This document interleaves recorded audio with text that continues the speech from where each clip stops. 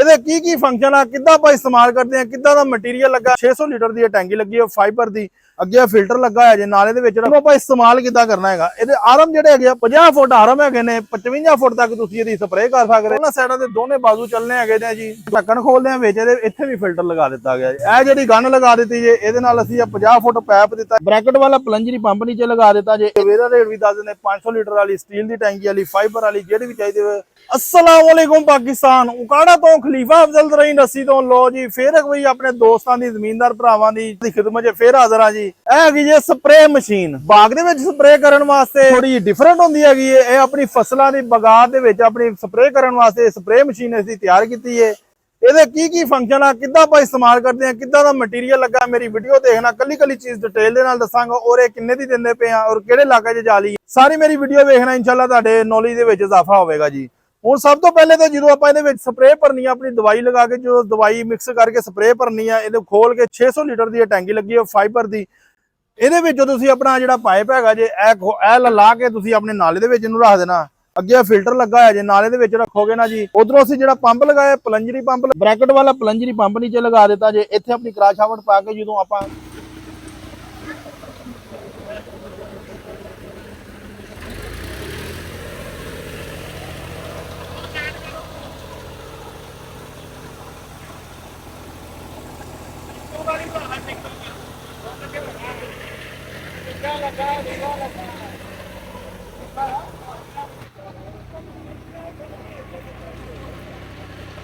Full race के उत्ते आपां जो फिल्टर जो अपने नाले च या ट्यूबवेल च पाते हैं, इन्हें सारी टैंकी जी अपनी भर देनी है ज़्यादा तो ज़्यादा 10 तो 15 मिनट के। हुण इहनूं आपां इस्तेमाल किद्दां करना है। ये आरम जिहड़े हैगे 50 फुट आरम हैगे ने, 55 फुट तक तुसीं इहदी स्प्रे कर सकते हो। 50 फुट आरम का मकसद है, देखो आ जिहड़ियां नोजलां लगियां ओरिजिनल 1 नंबर चाइना दियां लगाईयां हैगियां जे। आ जिहड़ा नीचे पाइप हुंदा जिहदे विच अपनी स्प्रे चलनी हैगी है, ये टोटल जिहड़ियां लैन हैगी जे, बैक साइड तो भी मैं तुहानूं दिखा दिंदा जे। ये सारी टोटल स्टील की होंगी, ओरिजिनल 1 नंबर स्टील की होंगी, ताकि दवाई दे नाल गले गुले नाल लोया जिसकी कोई भी चीज़ हैगी है, इस कोल स्टील की लगती हैगी जे। हुण ये जिहड़ी हैगी जे बिल्कुल ईजीली जो आपां देखो दोनों साइडों से दोनों बाजू चलने हैगे ने जी। दोवें बाजू चलाने वास्ते अपना जिहड़ा है कि वाल लगाए हुए ने जी। ये वाल अपने खुले होने चाहिए ने। एक चीज़, दूसरी जो आपां एक पासे वर्क करना वा, इन्हां सारा सिस्टम बंद करके और नाल एक्सट्रा एक गन लगा दी जे।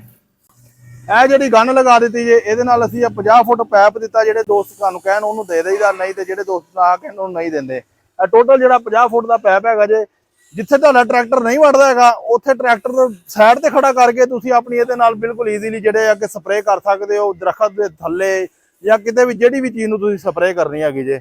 ਫਿਰ ਇਹਦੇ ਵਿੱਚ ਇੱਕ ਚੀਜ਼ ਹੋਰ ਦਿੱਤੀ ਗਈ ਜੇ, ਦੇਖੋ ਜਦੋਂ ਆਪਾਂ ਟੈਂਕੀ ਖੋਲਦੇ ਨਾ ਜੀ, ਉਤਲੀ ਸਾਈਡ ਤੇ ਆਦਾ ਢੱਕਣ ਖੋਲਦੇ ਆ, ਇਹਦਾ ਢੱਕਣ ਖੋਲਦੇ ਆ ਵਿੱਚ ਇਹਦੇ ਇੱਥੇ ਵੀ ਫਿਲਟਰ ਲਗਾ ਦਿੱਤਾ ਗਿਆ ਜੀ। ਇਹ ਫਿਲਟਰ ਲਗਾਉਣ ਦਾ ਮਕਸਦ ਇਹ ਹੈਗਾ ਜੇ ਤਾਂ ਕਿ ਤੁਹਾਡਾ ਜਿਹੜਾ ਗੰਦ ਵਗੈਰਾ ਵਾ ਇਹਦੇ ਵਿੱਚ ਆਵੇ, ਇਹਨੂੰ ਛਾਣ ਕੇ ਸਾਈਡ ਤੇ ਕਰਕੇ ਫਿਰ ਤੁਸੀਂ ਇਹਦੇ ਵਿੱਚ ਤੁਸੀਂ ਪਾ ਕੇ ਤੇ ਇਹਨੂੰ ਬੰਦ ਕਰ ਸਕਦੇ ਹੋ ਜੀ। ਠੀਕ ਆ ਜੀ।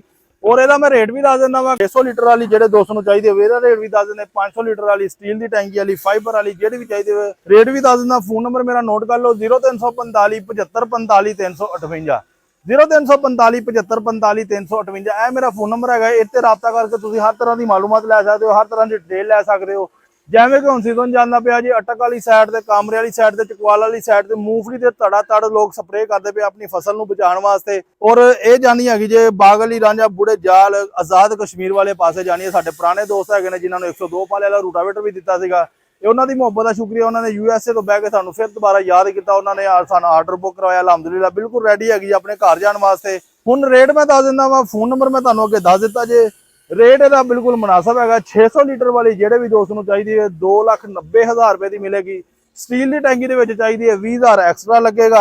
ਅਗਰ ਫਾਈਬਰ ਦੇ ਵਿੱਚ ਚਾਹੀਦੀ ਹੈ ਤੇ 2,90,000 ਰੁਪਏ ਦੀ ਮਿਲੇਗੀ। ਕਰਾਸ਼ ਆਵਟ ਹਰ ਚੀਜ਼ ਮੁਕੰਮਲ ਕਰਕੇ ਤੁਸੀਂ ਇੰਝ ਕਰਕੇ ਗੱਡੀ 'ਚ ਉਤਰਨੀ ਆ, ਚਲਾ ਲੈਣੀ, ਆਪਣਾ ਜਿੱਦਾਂ ਦਾ ਮਰਜ਼ੀ ਕੰਮ ਲੈ ਸਕਦੇ ਹੋ। ਇਸ ਤੋਂ ਇਲਾਵਾ ਕੋਈ ਨਾ ਸਮਝ ਆਵੇ ਤੇ ਅਸੀਂ ਆਪਣੇ ਜ਼ਮੀਨਦਾਰ ਨੂੰ ਵੀਡੀਓ ਕਾਲ ਤੇ ਵੀ ਸਮਝਾ ਦਈਦਾ ਤੇ ਵੈਸੇ ਵੀ ਸਮਝਾ ਦਈਦਾ ਵਾ। ਰੇਟ ਮੈਂ ਦੱਸ ਦਿੱਤੇ। ਜੇ ਵੀਡੀਓ ਅੱਛੀ ਲੱਗੇ ਲਾਈਕ ਤੇ ਜ਼ਰੂਰ ਕਰਿਆ ਕਰੋ। ਬੈਕ ਸਾਈਡ ਤੇ ਇੱਕ ਚੀਜ਼ ਮੈਂ ਤੁਹਾਨੂੰ ਦਿਖਾ ਦਿੰਦਾ, ਇੱਧਰ ਆਓ ਜ਼ਰਾ। ਆਹ ਬੈਕ ਸਾਈਡ ਦੇ ਉੱਤੇ ਜਿਹੜਾ ਹੈਗਾ ਨਾ ਜੀ, ਇਹ ਸਾਰਾ ਟੋਟਲ ਫੋਲਡਿੰਗ ਵਾਲਾ ਹੈਗਾ ਜੀ। ਇਹ ਚੈੱਕ ਕਰੋ, ਇੱਥੋਂ ਬੰਦਾ ਬਾਜ਼ੂ ਜਦੋਂ ਫੋਲਡ ਕਰਦਾ ਹੈਗਾ ਜੇ ਬਿਲਕੁਲ ਈਜ਼ੀਲੀ ਇੱਕੋ ਹੀ ਬੰਦਾ ਜਿਹੜਾ ਹੈਗਾ ਨਾ ਜੀ ਇਹ ਫੋਲਡਿੰਗ ਕਰ ਲੈਂਦਾ। ਸਿਰਫ ਇੱਕ ਬਾਜ਼ੂ ਖੋਲਿਆ ਹੈਗਾ ਕਿਉਂਕਿ ਜਗ੍ਹਾ ਜਿਹੜੀ ਆ ਥੋੜੀ ਤੰਗ ਹੈਗੀ ਜੇ। ਇਹ ਦੇਖੋ ਈਜ਼ੀ ਜਿਹੜਾ ਹੈਗਾ ਨਾ ਜੀ ਆਪਣਾ ਬੰਦ ਹੋ ਜਾਂਦੇ ਬਾਜ਼ੂ। 50 ਫੁੱਟ ਤੱਕ ਖੋਲਦੇ ਹੈਗੇ ਨੇ। ਦੂਸਰੀ ਸਾਈਡ ਤੇ ਸ਼ਾਖ ਵਗੈਰਾ ਲੱਗੇ ਹੋਏ ਨੇ ਜੀ। ਵੀਡੀਓ ਅੱਛੀ ਲੱਗੇ ਲਾਈਕ ਸ਼ੇਅਰ ਜ਼ਰੂਰ ਕਰਨਾ। ਜਜ਼ਾਕ ਅੱਲਾਹ। अस्सलाम वालेकुम।